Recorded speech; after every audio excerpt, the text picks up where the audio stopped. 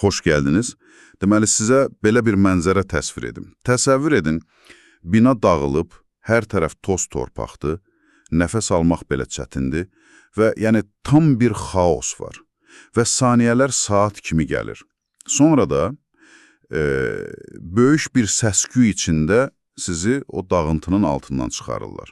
Yəni, insanı dəhşətə gətirən bir andır. Dəqiq. Və adamın o ilk anlarda beynindən nə keçərdi?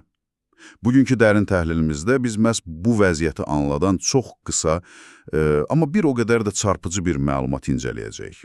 Hə, söhbət o tək bir cümlədən gedir, eləmi? Ay sağ ol, cəmi bir cümləlik bir şeydir.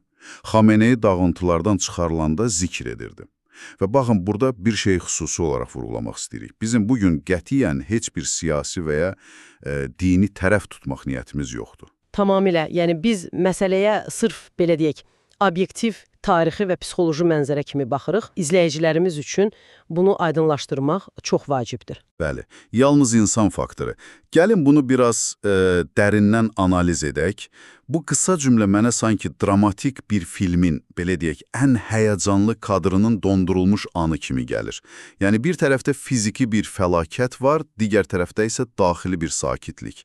İnsan ölümlə üz-üzə qalarkən, belə bir dəhşətli böhran anında xilas edilərkən niyə ilk reaksiyası zikr etmək olur? Yəni mənəvi inancına sığınması əslində bizə nəyi göstərir? Bax, burada ən diqqət çəkən məqam odur ki, biz adətən panika anında insanın instinktiv olaraq nəsə qışqıracağını, kömək istəyəcəyini və ya ağlayacağını düşünürük. Hə, yəni ən normal reaksiya kimi. Ay sağ ol. Amma neyrobiologiya bizə tamamilə fərqli bir mənzərə çəkir.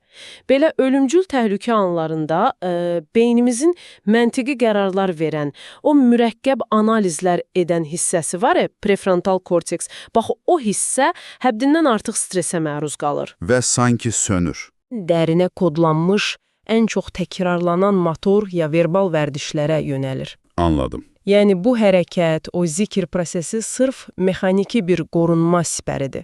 Psixoloji bir fokusdur. Bir dəqiqə, yəni sən demək istəyirsən ki, bu bəlkə də heç belə böyük və iradəli bir mənəvi ucalıq göstərişi olmaya bilər. Yəni o an üçün, şok anı üçün tam olaraq elədir. Şuurlu bir seçim olmaya bilər. Bu sanki şey kimidir, kompüterin sistemi çökəndə safe moda, yəni təhlükəsiz rejimə keçir. Bu onun kimi bir şeydir. Yəni bütün mürəkkəb proqramlar və tətbiqlər qapanır. Beyin sadəcə özünün ən təməl əməliyyat sistemində işləməyə davam edir. Dəqiq.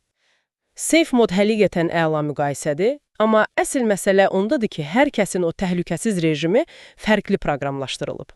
Yəni, kimi üçün bu baza vəziyyəti sadəcə şok içində donub qalmaqdır. Kimi üçün panikaya düşüb çırpınmaqdır. Hər reaksiya fərqlidir. Bəli. Kimi üçünsə illərlə təkrar etdiyi, ona emosional dayaq verən bir duanı və ya zikri təkrarlamaqdır. O dağıntı insanın bədəni üzərindəki idarəni fiziki olaraq onun əlindən alır. Beyin isə zikr edərək zihni olaraq o idarəni geri qaytarmağa çalışır. Yəni, xarici xaosun içində daxili bir ritm yaradır. Maraqlıdır. Məsələnin ən maraqlı tərəfi isə burasıdır. İndi isə siz, yəni bizi dinləyənlər, bir anlıq özünüzü, saniyələrin həll edici olduğu belə bir xilasetmə anında, o panikanın mərkəzində təsəvvür edin. İnsanın o xaos içində beyninin tamamilə bir inanc və ya vərdiş ətrafında cəmlənməsi, həqiqətən də insan təbiətinin inanılmaz bir tərəfidir. Bəs siz belə bir vəziyyətdə nəyə fokuslanardınız? Sizin daxili təhlükəsiz rejiminiz nə olardı? Çox yaxşı sualdır. Çünki bu mənbədən çıxarılan əsas fikir elə budur.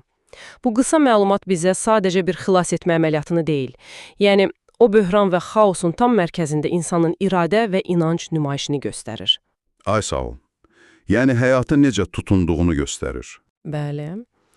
Və bu əslində bizə yeni, düşündürücü bir sual yaradır.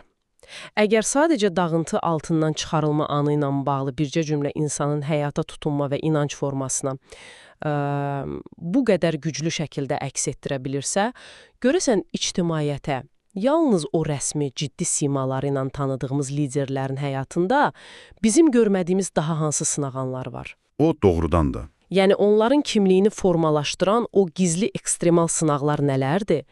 Biz ancaq görünən tərəfi bilirik. Çox həqiqətən təsir edici bir fikirdir. Bəlkə də hər kəsin heç vaxt göstərmədiyi o ekstremal safe modu onun əsl kimliyidir. İnanıram ki, dinləyicilərimiz bu sual üzərində şəxsən düşünəcəklər. Vaxt ayırıb bizə qulaq asdığınız üçün çox sağ olun. Bu günlük dərin təhlilimizdən bu qədər. Hələlik. Sağ olun.